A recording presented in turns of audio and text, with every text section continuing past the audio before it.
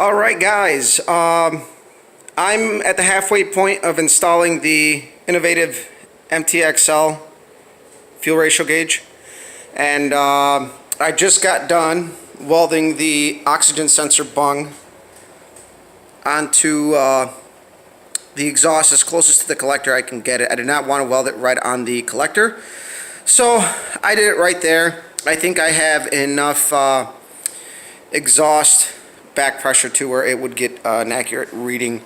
Did a little bit of reading, and with if you're running it on straight open headers, you can get some false readings just from what I read from Innovative's website. So yeah, I got that all welded up. Not too bad for somebody who doesn't weld every single day. It should not leak. I did actually welded it real nice.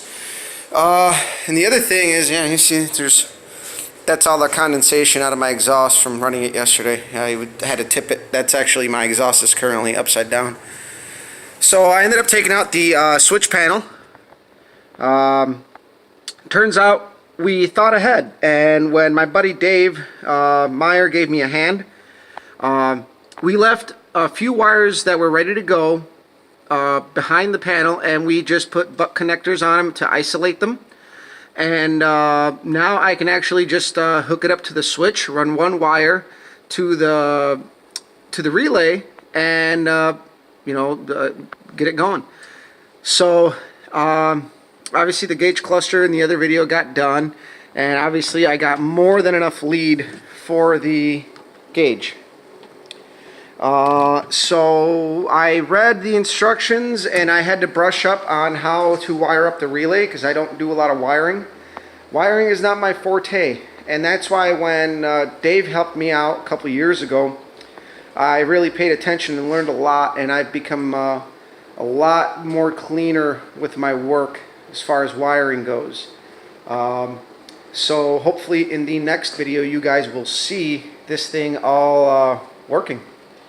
And hopefully it shakes out good. Apparently my heater's out of propane. But another thing I wanted to show you guys is, so you see my exhaust, I don't run tailpipes. And that is not a fashion statement. That is literally because when you go to the track, you want to uncork the exhaust. Well, I could have put dumps on there like everybody else does, but those mufflers are pretty damn heavy. Those are Hooker aero chambers. So me being me, I bought some header collector rings and welded them up, and I literally will yank off about 50 pounds while uncorking the exhaust, and I run an open X pipe. So that's kind of a nice little feature I incorporated into the car, and kind of like I was talking in the other video about the cluster kind of being in my way. Everything that I do with the car has to be practical. So now another thing, and I tell guys this all the time, these Oldsmobiles have plastic fender wells. I run a stud in here. My battery cable's coming up here. My starter cable's going down. And then I disconnect my starter up here on a weather pack. Everything under here is on weather packs. And that's, for ease of removal. Anybody who's in the hobby knows that you're always fiddling with stuff and changing stuff. So the easier you can take stuff off, the better off you are. And something that a couple of years ago I recently went to was the AN lines. They're super easy to work with. They seal really well. They're a little expensive, but you know what? It's money well worth it. And they're track legal, and it's a lot safer than running really anything else. And then for the transmission lines, I got nylon braided AN fittings. A little bit of rubber, which is okay. They allow that. Just for connection purposes. You can't run entire lengths of rubber. And then my transcooler is hidden in here, and I repurposed the square nut the square nuts that GM uses on the core support for the radiator top plate.